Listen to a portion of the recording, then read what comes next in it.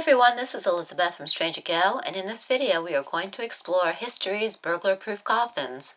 Times were tough in the early 20th century, and people felt a strong need to protect their deceased loved ones with the very best in burglar-proof coffins and tombs. As it was, the freshly buried corpse was highly likely to be dug up by ghouls who sold the remains to medical colleges. In the United States alone, in 1903, it was estimated that the medical colleges used roughly 40,000 corpses a year in their dissection rooms. The rampant grave robbing needed a solution, and for many people the answer to stopping the ghouls was to build coffins that were stronger than bank safes.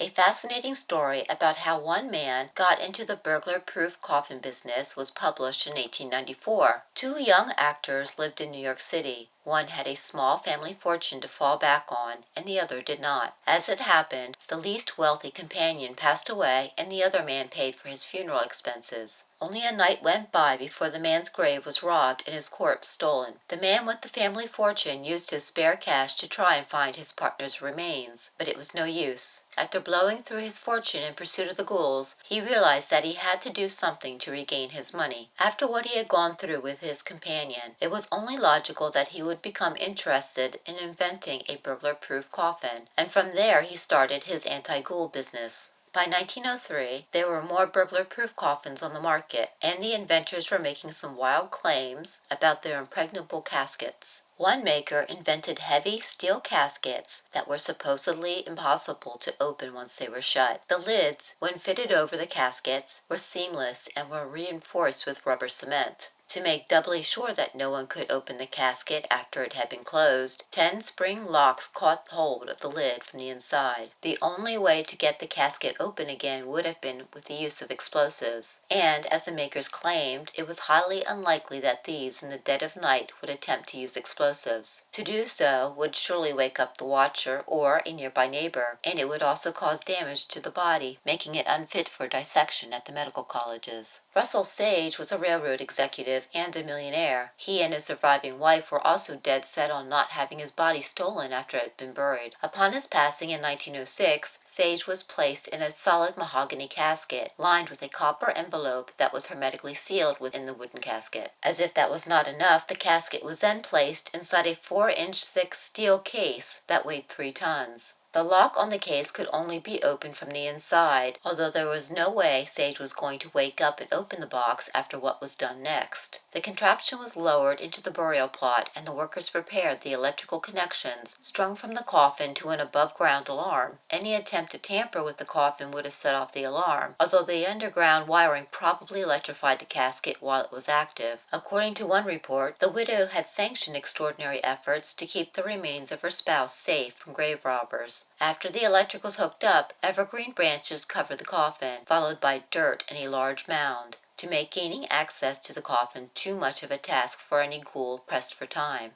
While electrical alarms and special locks were all the rage in the burglar-proof coffin industry, American industrialist George Pullman was buried a little less elaborately. Having passed away in 1897, his family feared that someone might dig him back up and hold his remains for ransom. In order to avoid this common problem among millionaires, Pullman's casket was placed in a steel tomb which was then encased in cement. For any would-be grave robbers, this meant that they would have had to chisel through the cement and use explosives to open the steel encasement.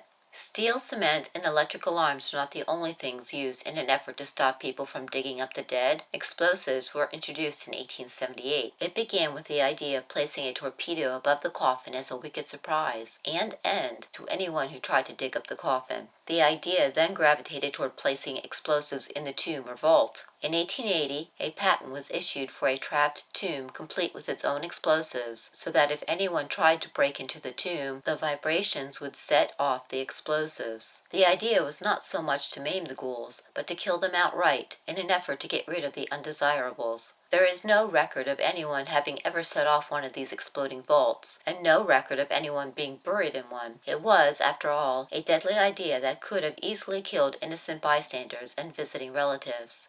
Thank you for watching my latest video. Please don't forget to give this video a like and, while you're at it, subscribe to Strange Go to keep up with the latest videos covering our strange history.